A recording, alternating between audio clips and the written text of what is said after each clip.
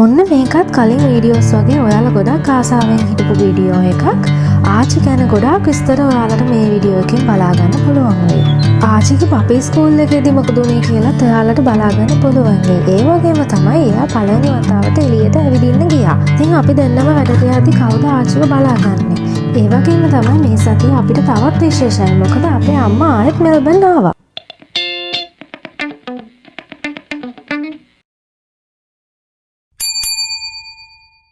Hello කොහොමද ඉතින් ඔයාලට මේ ඉන්නේ ආචි. ඉතින් ඔයාලා මගේ කලින් වීඩියෝස් බලුවා නම් දන්නවා ආචි කියන්නේ කවුද කියලා. ඉතින් මෙයා ඇත්තටම ඉක්මනටම ලොකු වෙනවා. ආචි තාම චූටි නිසා මං එයාට තාම ඩ්‍රයි කිබල් සමා වැඩි හරියක් දෙන්නේ. ඒත් එක්කම වෙට් ෆුඩ් වලට හුරු කරන්න ඕනේ නිසා මං එයාට ඒවා ටික ටික දාලා දෙනවා.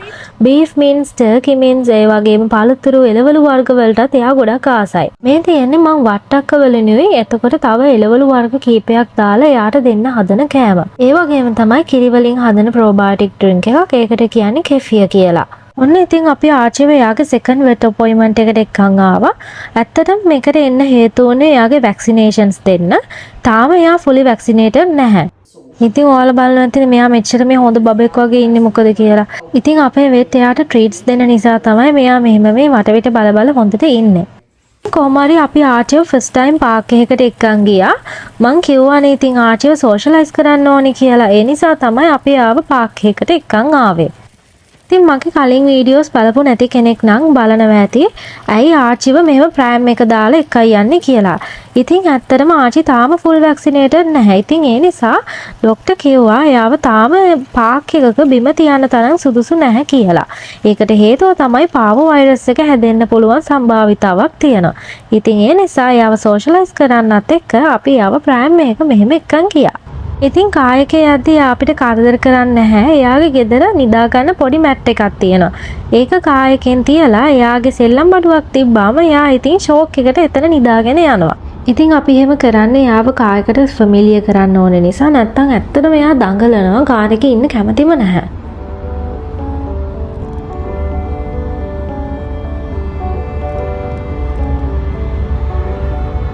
අපි පළවෙනි වතාවට ආචිව පෙට් ෂොප් එකකට එක්කන් ගියා. ඉතින් මෙහි තියෙන ඕනම පෙට් ෂොප් එකකට ඕනම සතෙක් අපිට අරගෙන යන්න පුළුවන්. හැබැයි ඉතින් එයාලා හොඳට අපි කියන දේ අහන කෙනෙක් වෙන්න ඕනේ. සැර කෙනෙක් වනම් ටිකක් අරන් යන්න අමාරුයි. ඉතින් බලන්නකෝ ආචිගේ පළවෙනි විසිට් එකේදී මොකද උනේ කියලා. ඉතින් මෙතනදී අපි තාම ආචිට හානස් එකක් තමයි දාලා තියෙන්නේ. ඇත්තටම අපේ ට්‍රේනර් රෙකමන්ඩ් කළා ආචිට හානස් එකක් දාන්න එපා කියලා. මොකද මෙයාලා ගොඩාක් ලොකු වෙන බව ඕනේ. එතකොට හානස් එකක් දැම්මහම එයාලා පුරුදු වෙනවා ලීඩ් එකේ යනකොට එයාලගේ මුළු ඇඟේම තියෙන ශක්තිය දාලා එයාලා ඉස්සරහට යන එක නවත්ත ගන්න. ඉතින් ඒ නිසා එයාලව ට්‍රේන් කරනකම් කොහොම හරි බෙල්ලට දාලා තියෙන කොළ එක විතරක් තියන්න කියලා තමයි අපේ ට්‍රේනර් අපිට කිව්වේ. ඉතින් කවුරු හරි දන්නේ නැත්නම් මම දැනගන්න කියන්න ඔස්ට්‍රේලියාවේ බල්ලෙක් ඇති කරනවා නම් අපි යාළුව එළියට ඇවිද්දවන්න එක්කයි යන්න ඕනේනේ. ඉතින් එළියට ඇවිද්දන්න එක්කයි යද්දී ගොඩක් වෙලාවට ලීෂ් එක දාලා තමයි අපි යාළුව එළියට එක්කගෙන යන්නේ. ඉතින් ලීෂ් එකක යන්න හරියට පුරුදු වෙන්න ඕනේ. ඉතින් ඒ ට්‍රේනින් එක දෙන්න ඕනේ නිසා තමයි එයාගේ බෙල්ලට කොළ එකක් හරි හානස් එකක් හරි දාන්නේ.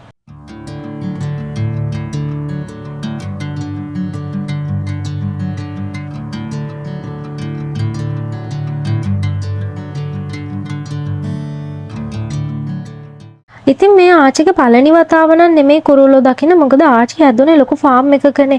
මේකේ ඇත්තටම කුකුල්ලෝ වගේ තව සත්තු ගොඩාක් හිටියා. ඒ වුණාට මෙයා හරිම ආසාවෙන් ඒක දිහා බලාගෙන ඉන්නවා. ඔයාලට පේනව නේද? සෝෂලයිස් කරන එකේ එක කොටසක් මේක. මේ විදිහට එක එක හඬවල් වලට පුරුදු කරන එක.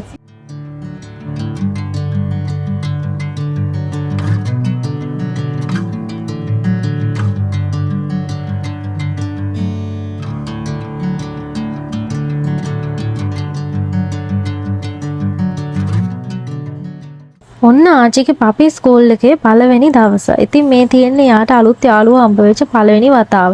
ඉතින් ඇත්තටම හැමෝම එක්සයිට් වෙලා ඉන්නේ. ඉතින් ආචිටත් ඇත්තටම සතුටුයි. යාටත් හිතා ගන්න බැරුව ඉන්නේ යා මේ කොහෙද ආවේ කියලා.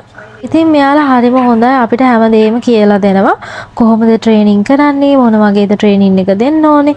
ඉතින් අපිට එයාලා කරලත් පෙන්නනවා. ඉතින් මේ වගේ පපි ස්කූල් එකකට එන එකේ ගොඩාක් වාසි තියෙනවා. එකක් තමයි එයාලව හරියට ප්‍රොෆෙෂනලි ට්‍රේන් කරගන්න පුළුවන්. තව එකක් තමයි මෙයාලව හරියට සෝෂලයිස් කරගන්න පුළුවන්. ඉතින් පුංචි කාලේ ඉඳන්ම මේ වගේ ට්‍රේනින් එකක් හොඳට හම්බ වෙනකොට එයාත් පුරුදු වෙනවා කොහොමද හරියට ට්‍රේන් වෙන්නේ කියලා.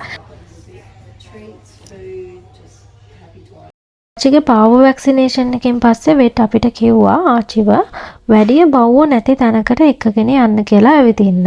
මොකද සමහරක් විට අනිත් අයව වැක්සිනේෂන් කරලා නැති වෙන්න පුළුවන්.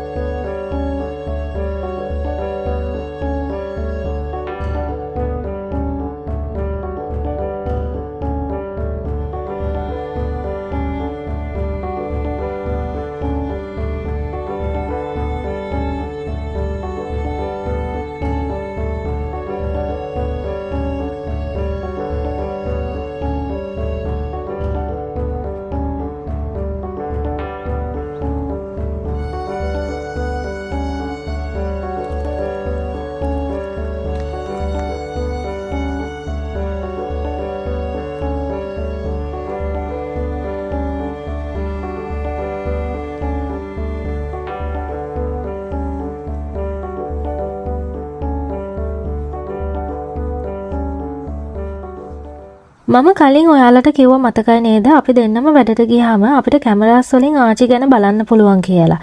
මේ තියන්නේ ඒ වගේ කැමරාස් වලින් මම බලන් හිටපු වෙලාවක ගත්ත ක්ලිප්ස් ටිකක්. ඉතින් ආච්චි ඉන්න විදිය පේනවා නේද? එයා ගොඩාක් රිලැක්ස් එකේ ඉන්නේ. ඉතින් දැන් ඔයාලා කල්පනා කරන්න වෙතිනේ කවුද ආච්චිව බලන්නේ කියලා.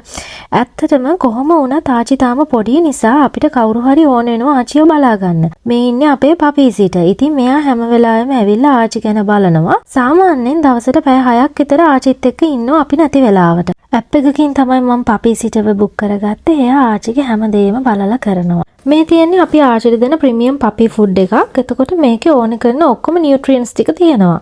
ඉතින් ඔයාලා මගේ වීඩියෝ එක අන්තිම වෙනකම්ම බලපු නිසා ගොඩක් අය ආසාවෙන් දැනගන්න හිටපු තව ප්‍රශ්නයකට මම අද උත්තරයක් දෙන්න යන්නේ.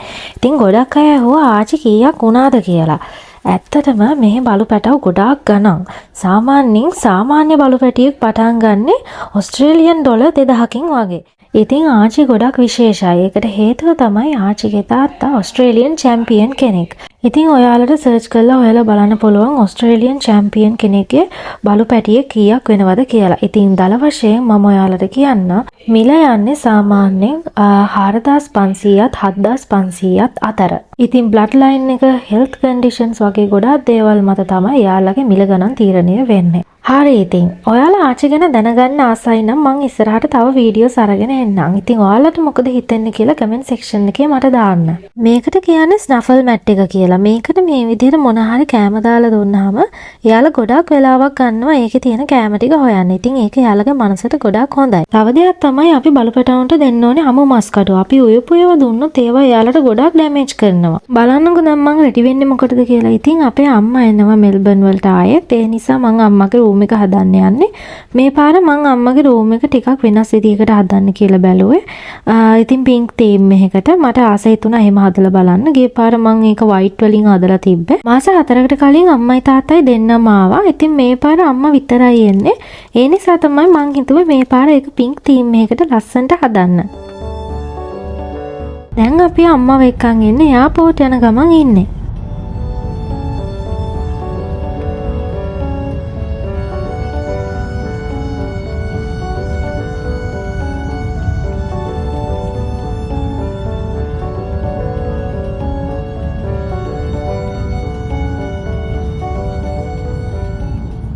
අම්මා බෑග්ස් ටික ක්ලියර් කරන ගමන් කියලා අපිට කෝල් එකක් දීලා කිව්වා. ඉතින් දැන් අපි ඉක්මනට යන්න ඕනේ. අම්මා එන්න කලින් එතනට යන්න ඕනේ නිසා.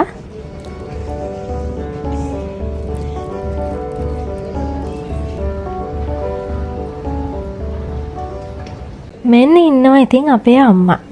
අම්මා ඉතින් හරි සතුටින් ඉන්නේ. එයා හරි ආසයි මෙල්බන් එන්න. එයා ගොඩාක් ආසයි ඕස්ට්‍රේලියාවට ලංකාවට වඩා මං හිතන්නේ.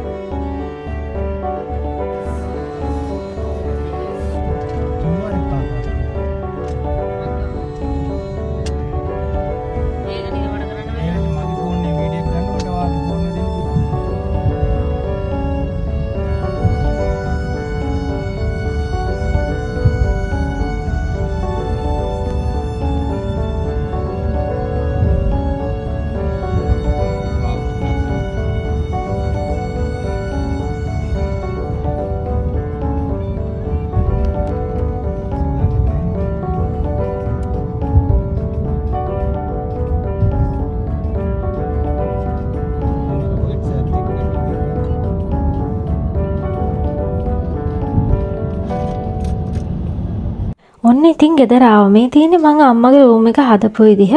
ඉතින් බලන්නකො ලස්සනයිද කියලා. එහෙම ගොඩාක් ලොකු දෙයක් කළේ නෑ. ඉතින් ගොඩාක් සිම්පල්ව තමයි හැදුවේ. අම්මගේ ෆ්ලයිට් එක රෑ තමා තිබ්බේ. ඉතින් ඒ නිසා අම්මට ඇත්තටම මහන්සි. එයා නිදා ගන්න හදන්නේ. ඉතින් මං හිතනවා ඔයාලා ආච්චිගේ වීඩියෝ එකත් ආසාවෙන් බලන්න ඇති කියලා. මේ දවස් ටික ඇත්තටම ගොඩාක් විශේෂයි. ඒ වගේම තමයි ගොඩක් බිසි. ඉතින් මං ආයෙත් අලුත් වීඩියෝ එකක් ඉක්මනටම අරන් එන්නම්. එහෙනම් එතකන් ඔයාලා හැමෝටම සුබ දවසක්.